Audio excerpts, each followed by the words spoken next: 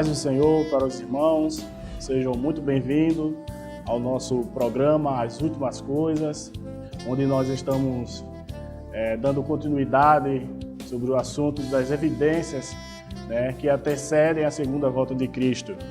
E eu quero avisar para os irmãos, aqueles ainda que não são inscritos, que se inscrevam no nosso canal, que compartilhem, que ative o sininho para receber as notificações, para que você possa acompanhar todos os programas e seguir a lógica do entendimento sobre esse assunto escatológico. Como de costume, está conosco o nosso presbítero, irmão Gilmar. Paz do Senhor, irmão Gilmar. Paz do Senhor, irmão. Paz do Senhor a todos. E para nós é uma satisfação estarmos aqui fazendo este programa. E para dar início à pergunta para o nosso irmão Gilmar, além das evidências que nós vimos nos programas anteriores, como peste, fomes, falsos mestres, guerra, terremotos, gostaria que o Senhor nos esclarecesse se existem outras evidências além dessas. A palavra de Deus, ela nos mostra todas as situações que ocorrerão antes da vinda do Senhor Jesus para vir buscar a igreja. Então nós temos, além das evidências de pestes, fomes, terremotos e do surgimento de falsos profetas, no Evangelho segundo escreveu São Mateus, capítulo 24, continuando o sermão do Senhor, falando acerca das evidências, diz o seguinte, São Mateus capítulo 24, versículo 12. E por causa da multiplicação da maldade, o amor da maioria das pessoas se esfriará. Isso na minha versão. Se você pegar outra versão, vai ter um texto muito semelhante. O que o Senhor está dizendo? Que uma das evidências, nós já vimos várias, uma das evidências da volta do Senhor seria o esfriamento do amor, em decorrência da multiplicação da iniquidade. O texto fala maldade, outros falam pecado. Então, por se multiplicar a iniquidade, que é um texto mais conhecido, o amor de muitos esfriará. Então, essa evidência, ou seja, o amor se esfriando, em decorrência da multiplicação da iniquidade, do pecado. Então, o pecado aumenta, e isso vai proporcionando uma redução no amor. Então, as pessoas estão cada vez mais envolvidas em pecados, e esses pecados vão causando o esfriamento do amor. O que podemos exemplificar para evidenciar o esfriamento do amor? É o surgimento de leis para proteger determinados grupos sociais. Isso é uma evidência de que o amor está esfriando. Por quê? Isso mostra que o Estado precisa intervir onde ele não deveria entrar. A exemplo disso, nós temos a Lei Maria da Penha aqui no Brasil, que é justamente uma lei criada para evitar a agressão doméstica. Certo. Quando, na realidade, no lar nós temos o núcleo familiar, onde o marido ele é o provedor, ele é o protetor, a esposa também tem essa função dentro do lar, mas em função da ausência do amor, maridos, cônjuges têm se auto-agredido ao ponto do Estado ter que entrar e criar uma lei para proteger, no caso específico, a mulher. A exemplo disso, nós temos a quantidade de crianças que são abandonadas. Isso é um exemplo da iniquidade que vai aumentando, o amor vai diminuindo. Então, abandono de crianças, a legalização do aborto é uma evidência bem clara, em detrimento dos direitos da mulher. Então, nós observamos que o Estado, ele legaliza, ele oficializa o crime, que é o aborto. Então, por que esse tipo de crime oficializado? Porque as pessoas já não têm o amor como sendo algo latente nas suas vidas. Então, essa legalização do aborto é um dos indícios de que o amor está esfriando. Nós temos, por exemplo, o abandono dos idosos. É uma evidência de que o amor está esfriando. Muitos idosos são abandonados. A exemplo disso, quando fazemos um trabalho de visitação a lares de idosos, que quando chegamos lá, a situação é absurda. Você vê as últimas visitações que eu fiz, eu presenciei situações assim terríveis, onde os idosos eram simplesmente amontoados naquele lugar. Eu lembro que a gente saiu visitando nós saímos visitando todos os setores desse lado de idosos, e impressionante o banheiro era terrível, o local onde as roupas eram guardadas também, não tinha lavanderia. Então assim, os filhos colocam seus pais, porque envelheceram, né? Porque depois que envelhecemos, nos tornamos inúteis, não temos mais utilidade, apenas vamos dar trabalho. Essa é a percepção dentro da ótica da ausência do amor, porque quando o amor impera no coração do filho, ele sente a missão de proteger o seu pai durante a sua jornada. Então, quando seu pai e sua mãe já não têm mais condições de prover, o filho é o provedor. Por isso que a Bíblia diz que os filhos é a herança do Senhor. Amém. A Bíblia fala isso. A herança do Senhor são os filhos, porque quando os pais envelhecem, os filhos eles têm a missão, a obrigação de cuidar de seus pais na velhice. Mas aí nós observamos que com a iniquidade aumentando, esse amor que o filho deveria ter pelo pai, ele já não tem mais. Esse amor que o filho deveria ter pela mãe, ele já não tem mais. E aí nós temos o crescimento das casas de acolhimento de idosos.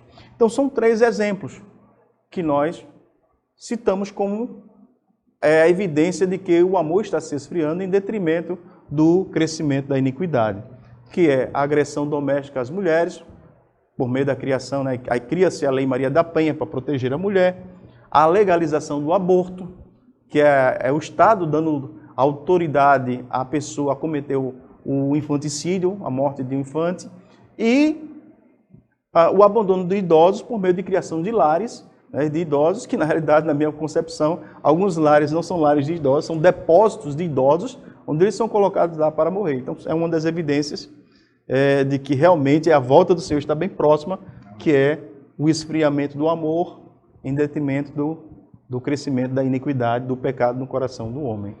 Fora a questão de que quando se esfria o amor, também há um aumento na violência de homicídios, desobediência à lei, né? Exatamente. Então, se nós formos abrir mais o leque, nós estamos vendo o quê? Uma taxa de homicídio cada vez mais crescente na sociedade, então, quantidade de homicídio crescendo. E o interessante é o seguinte, que há países, aí você diz assim, mas irmão Gilmar, se eu for para o Japão, a taxa de homicídio é muito baixa. Pequena, né? É quase inexistente. Mas aí você tem o outro lado, que é a ausência do amor, que a taxa de suicídio é muito alta. Então, a ausência do amor, que torna-se evidente nessa sociedade, ela traz consequências, né? E essas consequências são as evidências. Exato. Então, ou o aumento da taxa de assassinatos, de furtos, de roubo, consequentemente também o aumento da taxa de suicídio no meio da sociedade. Amém. Uma outra pergunta, irmão Gilmar, dentro de todo esse cenário que está acontecendo e que vai acontecer, né?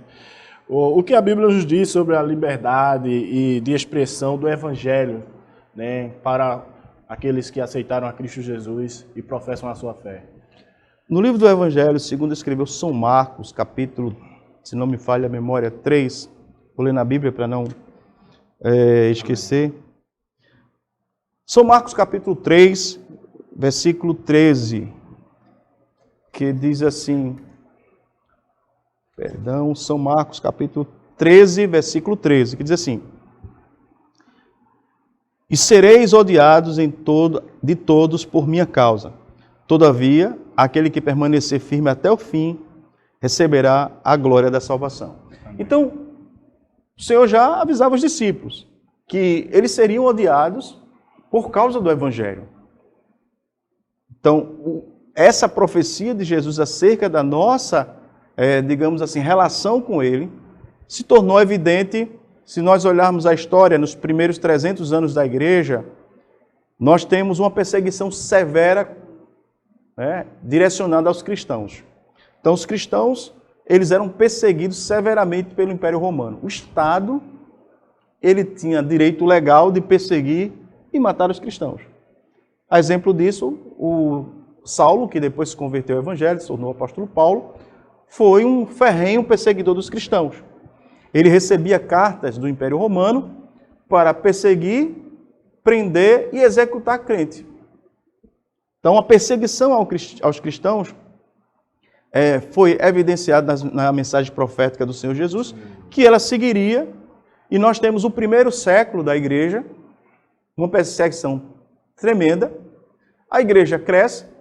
No século III, a igreja, de certa forma, cria-se a igreja católica, que é a igreja que tornou-se assim parte do Estado, com o imperador Constantino.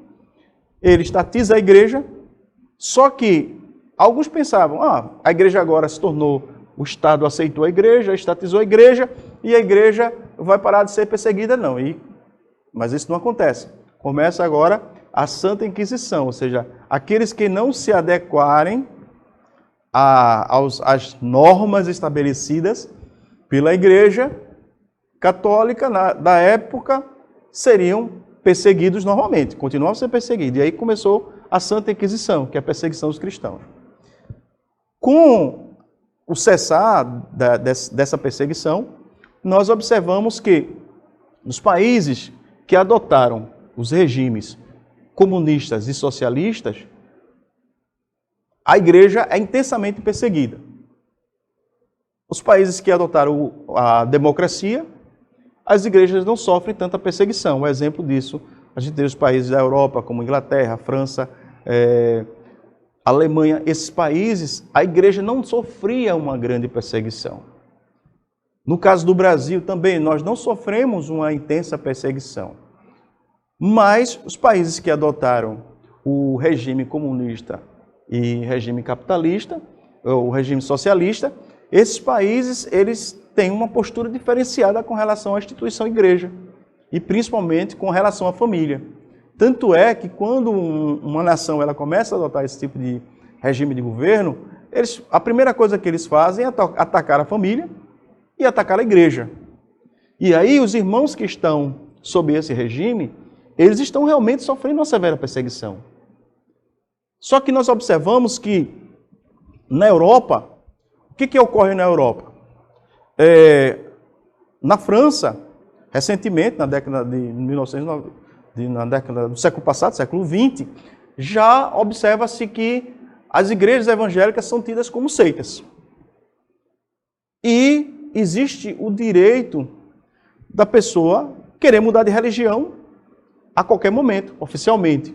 Então é algo que... E a igreja, e muitas igrejas históricas da Europa hoje estão abandonadas, estão vazias. Então, o crescimento de outras religiões também tem sido muito intenso. Então, na Europa, o cristão já não tem a liberdade que tinha no passado. Existe já uma perseguição. As pessoas que levam a Bíblia como sendo o instrumento de vida, de fé, seus princípios, são considerados como heréticos, pessoas que, fanáticos, que não têm um conceito bem aceito pela sociedade. Então existe já essa mudança de comportamento e de perseguição aos cristãos da Europa. E no nosso caso, no Brasil, nós temos esse tipo de liberdade, mas entre aspas. Por quê? Porque os meios de comunicação de massa, eles nos tratam de uma forma diferenciada. Se você olhar, por exemplo, quando a emissora, por exemplo, a Vênus Platinada, a Globo, ela faz uma evidência de um crente numa novela, dentro da teledramaturgia, o que é que ele faz? Ele considera o crente como um aspecto ridicularizado. Ele ridiculariza a pessoa do crente. Ele cria um evangelho na base, que tem como base o fanatismo religioso e não revela a verdadeira essência do evangelho. E isso é uma perseguição àqueles que servem a Jesus. Sempre que o cristão ele é evidenciado no meio de comunicação em massa, com esse perfil, ele é ridicularizado. E a sociedade cria essa percepção diferenciada e, de certa forma, nós sofremos não uma perseguição física, mas uma perseguição psicológica. Quando você vai defender, por exemplo, numa universidade, alguma tese, alguma dissertação, que você é crente, as pessoas já ficam meio assim. Por quê? Porque existe já esse preconceito com relação ao comportamento cristão. Isso deixa de ser uma perseguição psicológica. Nessa abordagem, o que é que eu digo? Que existe a perseguição física, a perseguição que ela é legal, ou seja, quando eu digo legal, a lei, o Estado, como detentor, né, dos direitos e de impor a lei, ele torna a lei a perseguição ao cristão. Existe a perseguição psicológica também. Então nós temos a perseguição física, a perseguição legal, onde a lei instituída pela nação, ela determina como sendo legal perseguir os cristãos, e temos a perseguição psicológica, que é de cunho,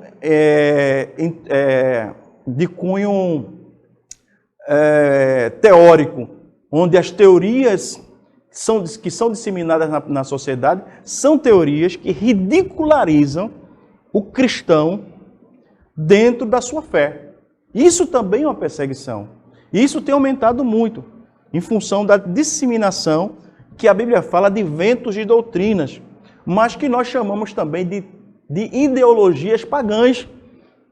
E muitos jovens cristãos, quando entram num ambiente secular, num ambiente universitário, muitas vezes são contaminados com essas teorias pagãs e entram num relativismo religioso, que é uma forma da igreja também ser perseguida, porque a igreja também é perseguida dentro da própria igreja, quando nós temos o surgimento de grupos que estão fora dos princípios bíblicos, mas que estão dentro da igreja, que se alimentam dessas ideologias, que se alimentam desses conceitos que não têm fundamento bíblico e muitas vezes entram na igreja travestidos de religiosidade.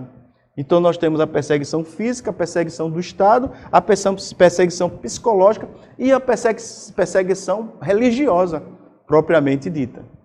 Musma, pensando assim, num futuro, por a igreja aí na contramão do mundo, a perseguição aos cristãos, ela vai se intensificar por ela não aceitar a igreja, eu digo a igreja, os cristãos, todo aquele que segue a Jesus, as condições que esse mundo futuramente vai nos impor. Eu creio que vai ter um aumento dessa perseguição. Na minha percepção, todas as evidências, os sinais da volta do Senhor, eles vão se intensificar, vão diminuir a frequência, vai diminuir o intervalo entre eles, ou seja, o intervalo, e vai aumentar a intensidade. Então, quando eu analiso as evidências da volta do Senhor, eu vejo na perspectiva da intensidade, frequência e intervalo. São as 3 variáveis. Por quê? Porque quando eu analiso a frequência, eu estou analisando a quantidade de vezes que isso está acontecendo. Certo. Então, a perseguição aos cristãos, ela cada vez mais ela vai ser mais frequente em várias áreas. Não somente porque nós pensamos assim, a perseguição é só relacionado ao Estado que persegue o crente, que manda prender, que manda matar. Não. Isso era no passado. Hoje nós temos outros tipos de perseguições ao cristão. Perseguição ideológica, filosófica, a perseguição da própria religião, religiosa, porque existem denominações que perseguem os cristãos porque não são da mesma denominação. E quando nós falamos de cristãos, estamos falando de igreja. Quando falamos de igreja, estamos falando de algo universal, que não tem cor, nem denominação. É a igreja do Senhor Jesus Cristo. Nós falamos sobre isso. Então, intensidade, quando eu falo de intensidade, eu falo, vai vir com mais força. Vai vir com mais... vai ser mais impactante. Então, nós temos intensidade temos a frequência. E o intervalo, que é justamente que o espaçamento entre uma ocorrência e outra vai ser cada vez menor. Então, o que aconteceu em 2000 anos vai começar a acontecer em menor e curto espaço de tempo, com os intervalos menores, com maior intensidade até a volta do Senhor. Isso a Bíblia ela nos mostra, né, que semelha-se à mulher que vai dar à luz, à medida que a criança está se aproximando, né, do seu nascimento, a intensidade das contrações aumenta, né, e o intervalo diminui. Então vai ser assim até a volta do Senhor. Amém. Meus irmãos, estamos finalizando mais um programa. Queremos agradecer ao nosso presbítero Gilmar por mais uma participação. Que Deus em Cristo continue lhe abençoando. E aos irmãos que continuem assistindo ao nosso programa e que Deus abençoe a cada um de vocês, em nome do Senhor Jesus.